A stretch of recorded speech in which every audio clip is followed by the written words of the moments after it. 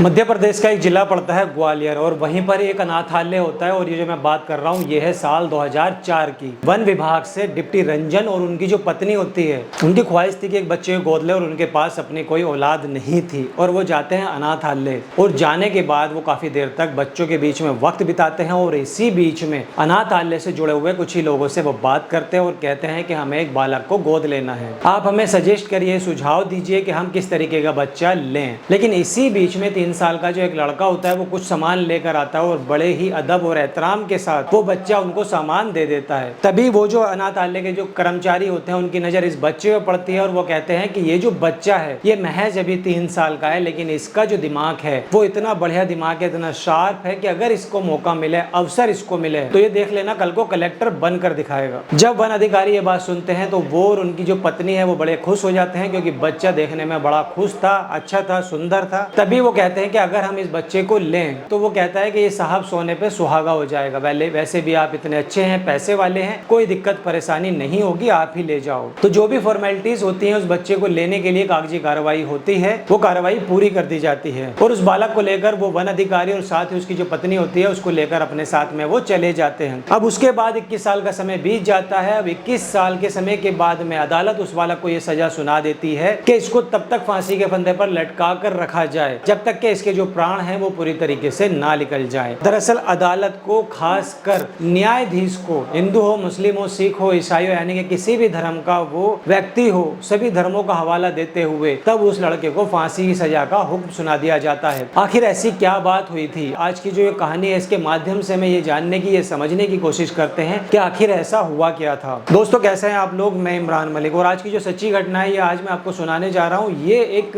सच्ची घटना है मध्य प्रदेश की और एक जिला है शिवपुर और वहाँ की एक जगह है सिटी कोतवाली और वहीं का एक इलाका पड़ता है वो है रेलवे स्टेशन कॉलोनी। दरअसल दोस्तों यहाँ का रहने वाला एक लड़का होता है और नाम होता है उसका दीपक पचौरी, जो कि दिल्ली के अंदर रहता है और वो वहाँ पर यूपीएससी की पढ़ाई कर रहा था। वो अपने पिता को एक वादा करता है कि मैं कलेक्टर बन के आपको एक दिन जरूर दिखाऊंगा, अगर मैं नहीं बना तो आपको एसएसपी तो बिल्कुल पक्का बन के दिखाऊंगा। और वो जो था लड़का वो यूपीएससी की तैयारी कर रहा था और उसके लिए वो लगातार दिन रात मेहनत भी कर रहा था। मेहनत करने वाली बात भी थी क्योंकि उसने जो हाई स्कूल के एग्जाम दिए थे और उसमें उसने 90% से ज्यादा मार्क्स वो लेकर आया था और 12वीं क्लास में उसके 94% से ज्यादा उसके नंबर थे और वाकई वो बहुत ज्यादा शार्प होता है, पढ़ने में बहुत तेज बताया जाता है। और ये जो बात है ये है 5 मई 2024 की। वो दिल्ली में था और दिल्ली से वो अपने घर आया हुआ था और घर में सिर्फ उसकी माँ रहती थी, लेकिन जो उसके पिताजी थी उनकी मौत हो चुकी थी। वो डिप्टी रेंजर की पद से रिटायर हो चुके थे और साल 2021 की ये बात है, उनकी अचानक से मौत हो जाती है। उनकी मौत के बाद यहाँ माँ और बेटा ही रहते हैं और माँ ये भी कहती है अपने बेटे से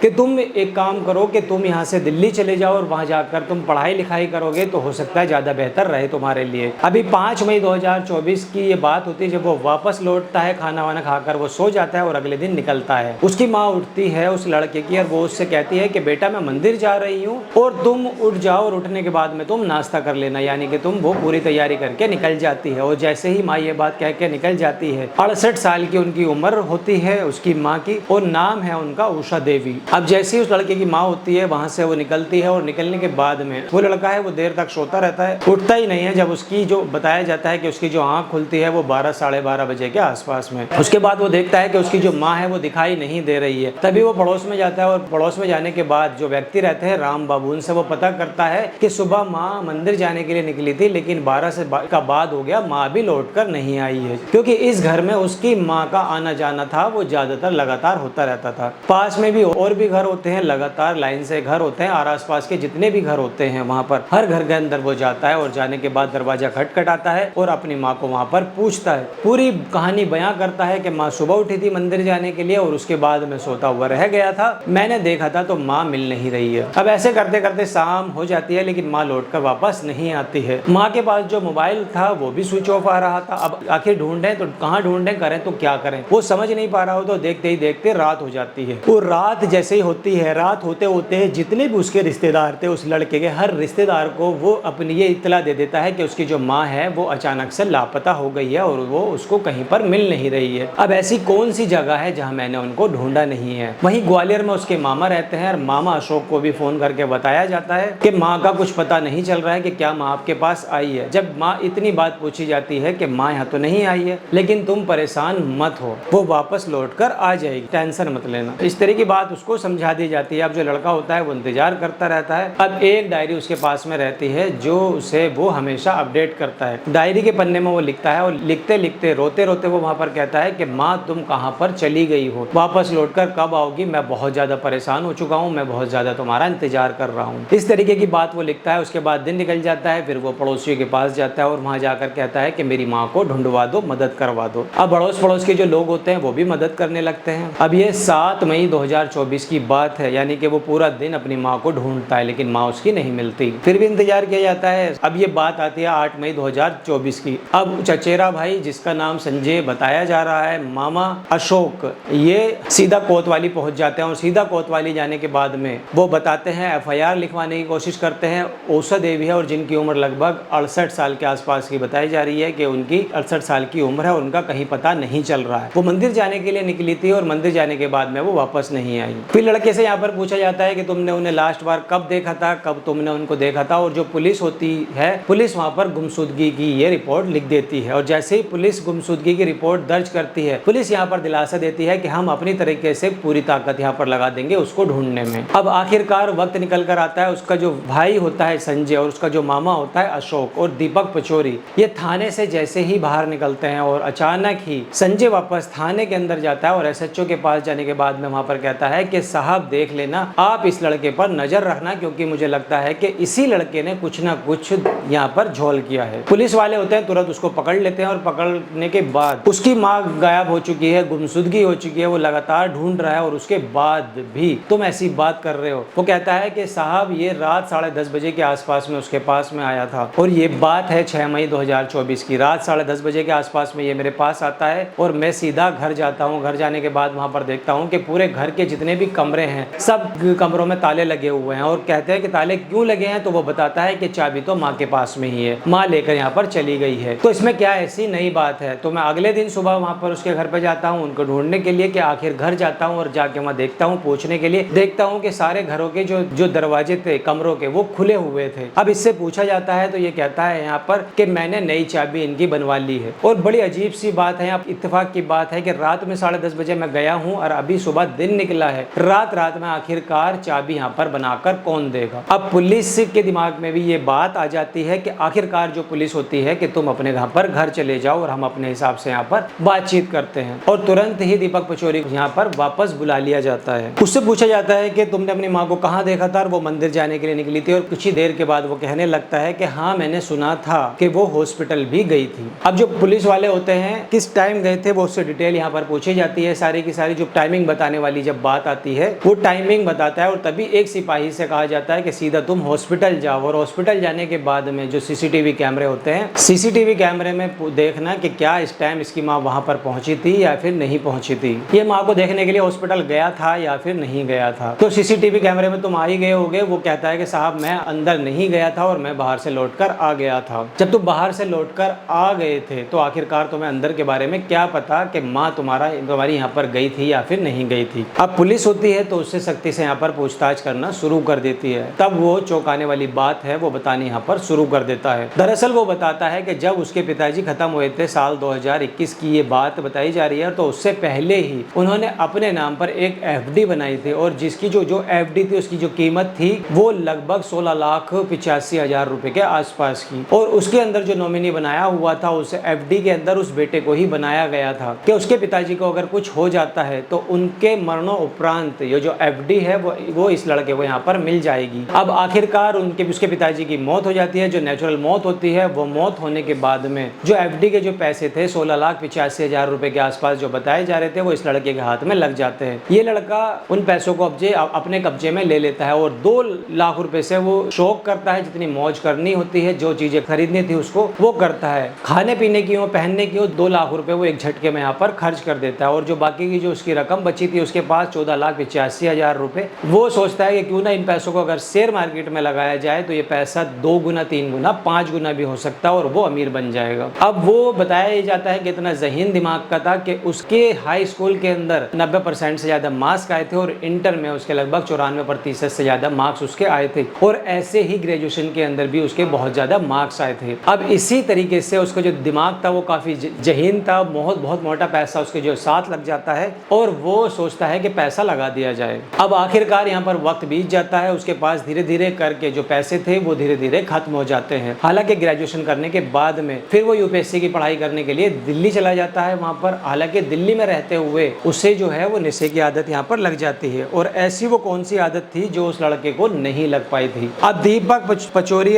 पढ़ाई लिखाई से दूर रहते हुए अब ये गलत सलत आरोप में पड़ जाता है और बार बार वो अपनी माँ से पैसे मांगता है और माँ यहाँ पैसे देने से साफ इनकार कर देती है। अब माँ के पास में 2 लाख रुपए नकदी होती है और साथ ही लगभग 8 लाख रुपए के आसपास के उसके पास जेवर थे और 30 लाख रुपए की माँ के नाम पर एफडी होती है। और माँ, इतना सारा जो पैसा है, अगर तुम मुझे ये पैसा दे दोगी तो तुम्हारा क्या चला जाएगा। अब माँ कहती है कि जब तुमने अपने पिता के 16,85,000 रुपए बेकार कर दिए हैं तो तुम भी मेरे पैसों को बर्बाद कर दोगे। पढ़ाई लिखाई के लिए, हरी बीमारी के लिए अगर तुम्हें जरूरत है तो वैसे तुम्हें पैसे यहाँ पर नहीं मिलेंगे। अब आखिरकार यही बात थी और माँ और बेटे के बीच में ये झगड़ा होता रहता था। लेकिन हैरान करने वाली यहाँ पर बात थी कि एक घर है और एक रसोई दो थी उस घर में। बेटे की रसोई उस घर में अलग थी और माँ की रसोई उस घर में बताया जाता है अलग थी। बेटा अपने लिए खाना बनाया था, माँ अपने लिए खाना बनाया थी जब वो अपने घर था। और इसी बात को देखते देखते कब इन दोनों के बीच में इतना गैप हो जाता है, इतनी खाई इन दोनों के बीच में बढ़ जाती है कि दोनों एक दूसरे से मिलना जुलना, बातचीत करना बिल्कुल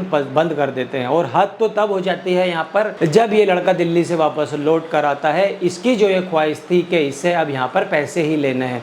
और ये जो बात है, ये बात है 6 मई 2024 की कि माँ मंदिर गई थी। माँ मंदिर नहीं गई थी, बल्कि माँ नहाकर तैयार होकर छत पर एक तुलसी का पौधा लगा हुआ था और उसी के अंदर वो पानी डालने के लिए गई थी। तुलसी की पूजा करने के लिए वो गई थी। और जैसे ही उसकी माँ सीढ़ी चढ़ती है और जैसे ही वो छत के पास वहाँ पर पहुँच चुकी थी और पहले से ही ये छत पर मौजूद था और ये बहुत तेजी के साथ अपनी माँ को यहाँ पर धक्का दे देता है। और बताया ये भी जाता है कि उसने लात मारी थी अपनी माँ के, और जैसे ही माँ को लगती है उसकी माँ सीढ़ी से लुढ़कते लुढ़कते नीचे आकर गिर जाती है और वो गंभीर रूप से वहाँ पर घायल हो जाती है। लेकिन ये यहाँ पर रुकता नहीं है, थकता नहीं है, ये बताया जाता है। और नीचे ये भाग कर आता है और इसके पास में एक लोहे की रोड होती है। अब जो इसके पास में लोहे की रोड थी वो अपनी माँ को एक के बाद एक वो कई बार उसको हिट करता है, लेकिन उसको लगता है कि उसकी जो माँ है वो अभी मरी नहीं है। और इसीलिए उनकी जो साड़ी होती है उनके पल्लू से तब तक वो गला घोटता है तब तक के उनके प्राण नहीं निकल जाते। माँ मर जाती है, माँ को ठिकाने यहाँ पर कैसे लगाया जाता है। और बस यही सोच रहा था और काफी देर तक वो यहाँ पर दिमाग लगाता है, आपस में बैठता है, सोचता रहता है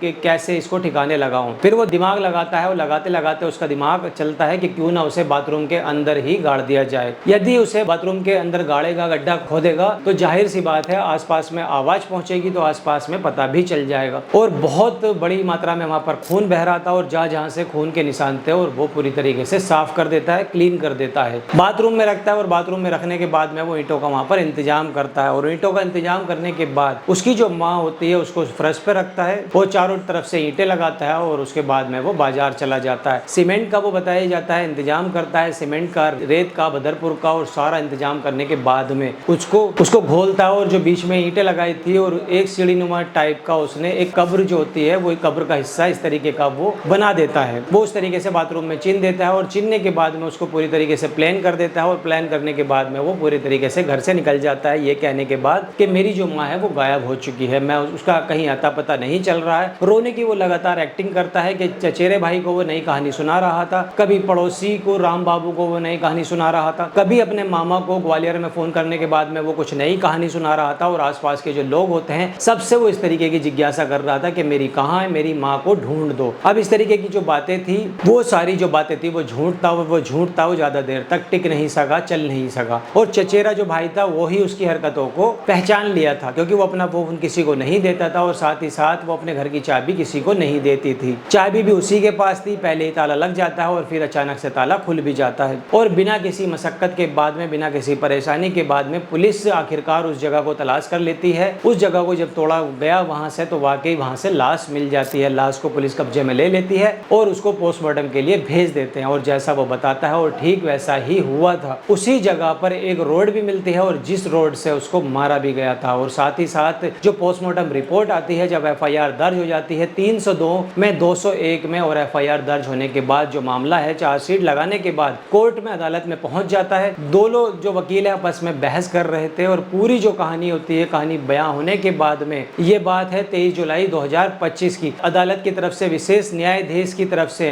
न्यायाधीश सोलंकी सभी धर्मों का अभाव देते हुए माँ का किरदार बताते हैं कि माँ दिमाग का जो दर्जा है वो कितना बड़ा है और पूरी कहानी वो यहाँ पर बयां करते हैं और कहते हैं कि एक ऐसे बालक को, जो बालक 3 साल से अनाथालय के अंदर मौजूद था और उसको एक माँ और बाप की यहाँ पर जरूरत थी, और इतना सब कुछ होने के बावजूद ये जो डिप्टी रेंजर थे, वन विभाग के जो अधिकारी थे, वो अपनी पत्नी को वहाँ पर लेकर चले जाते हैं और उस बच्चे को घर लेकर इसलिए आते हैं कि उसको उसकी परवरिश अच्छे से कर सके। और वाकई उसके जो मार्क्स होते हैं वो भी अच्छे होते हैं। इनको पता चलता है कि इनकी परवरिश में कोई कमी नहीं थी। लेकिन ये जो लड़का होता है, इसने ना जाने ऐसा क्यों किया है। अगर ऐसा क्यों किया है, समाज में ये गलत मैसेज जाएगा और कोई भी जो आदमी होगा, कोई भी जो इंसान होगा, वो किसी भी दूसरे के बच्चे को लेने से पहले 1000 बार सोचेगा, अनाथालय जाने से पहले सोचेगा। और इसीलिए इस अपराधी को, इस आरोपी को सजाए मौत का यहाँ पर हुक्म सुना दिया जाता है और इसे तब तक फांसी के फंदे पर लटकाया जाए तब तक कि इसके प्राण पूरी तरीके से निकल जाएं। अब ये जो खबर होती है अखबार में प्रकाशित हो जाती है और लोगों को यकीन नहीं हो रहा था कि जिसकी जिंदगी बनाने के लिए किसी एक वन विभाग के अधिकारी ने उस लड़के को गोद लिया था, वो उसी की पत्नी को मार देगा एक वक्त में आने के बाद। तो दोस्तों फिलहाल इस खबर में इतना ही। आपको वीडियो कैसी लगी, आपको ये वीडियो को लाइक कीजिए, चैनल को सब्सक्राइब कीजिए। तब तक मिलता हूँ अनदर वीडियो में। जय हिंद।